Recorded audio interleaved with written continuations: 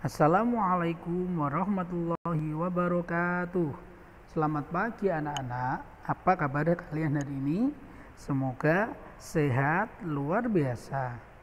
Nah, pada kesempatan kali ini Pak Fajrin akan membahas subtema 3, giat berusaha meraih cita-cita, subtema 3, pembelajaran 2. Nah, sebelum kita mulai pembelajaran pagi hari ini, mari kita berdoa terlebih dahulu. Berdoa dimulai.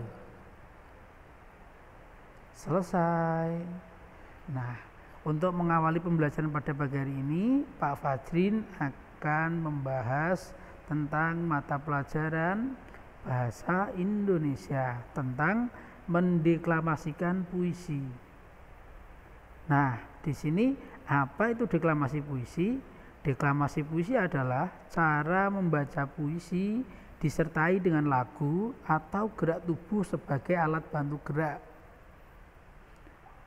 Nah, orang yang mendeklamasikan puisi itu disebut apa? Disebut deklamator. Nah, di sini ini ada beberapa cara mendeklamasikan puisi. Yang pertama, di mana harus dikeraskan. Suaranya harus lantang. Yang kedua, harus berhenti. Yang ketiga, dilambatkan atau dilunakkan. Yang terakhir, harus diucapkan biasa. Ini ada 4 cara, ya. Nanti bisa dipraktekkan melalui contoh puisi, bisa dibuka di LKS tema 6 halaman 72. Nanti coba dipraktekkan di rumah, dibaca dengan bagus, ya. Untuk selanjutnya, tentang SBDP, karya kolase. Di sini adalah kolase adalah teknik menggambar dengan cara menempelkan kertas atau bahan lainnya. Nah, ini materi ini dulu di semester 1 sudah pernah diajarkan dan sudah pernah membuat karya seni kolase. Di semester 2 ini disinggung lagi mengenai materi ini. Tentunya adik-adik lebih paham akan materi ini, ya. Terus di sini ada cara membuat karya kolase. Yang pertama, alat dan bahan membuat kolase. Ini poinnya pertama itu. Alat bahannya yang pertama ada lembar kertas, bisa kertas karton atau kertas sketsa. Terus yang kedua ada lem dan gunting. Ketiga ada koran bekas atau bahan lainnya seperti kaca, daun, logam atau lainnya, ya. Dan terakhir yaitu sketsa gambar atau gambar. Jadi langkah awalnya itu kalian membuat sketsa gambar dulu, baru nanti dikasih potongan-potongan kertas dan lain sebagainya. Terus selanjutnya ini langkah-langkah membuat kolase. Yang pertama, siapkan gambar pola pada selembar kertas. Kalian menggambar pola gambar dulu. Contoh, ingin menggambar kolase, membuat kolase tentang tumbuhan. Berarti kalian membuat tumbuhan dulu, apa yang kalian gambar. Setelah itu nanti potong bahan-bahan koran bekas menjadi potongan-potongan kecil maupun contoh-contoh yang lain tadi. Ada daun, ada potongan kayu, potongan kaca, mungkin pakai biji sagu, mungkin pakai biji kacang dan lain sebagainya. Dan yang terakhir, tempelkan potongan-potongan kecil tersebut di permukaan gambar yang telah disediakan menggunakan lem, kan gitu. Setelah itu jadi deh itu. Coba nanti dipraktekkan juga di rumah seperti itu. Selanjutnya masuk di materi IPA, yaitu tentang upaya pelestarian makhluk hidup. Nah, di sini pelestarian hewan dan tumbuhan itu dibedakan menjadi 2. Yang pertama itu pelestarian in situ, dan yang kedua itu pelestarian ex situ, ya. Di sini pengertian dari pelestarian in situ adalah merupakan pelestarian hewan atau tumbuhan di dalam habitat asli.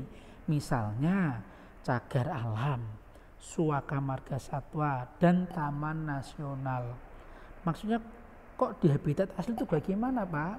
Maksudnya itu di habitat asli itu masih dalam keadaan di alam, tidak dikerangkeng, tidak ditempatkan di suatu tempat atau suatu rumah-rumahan, tidak.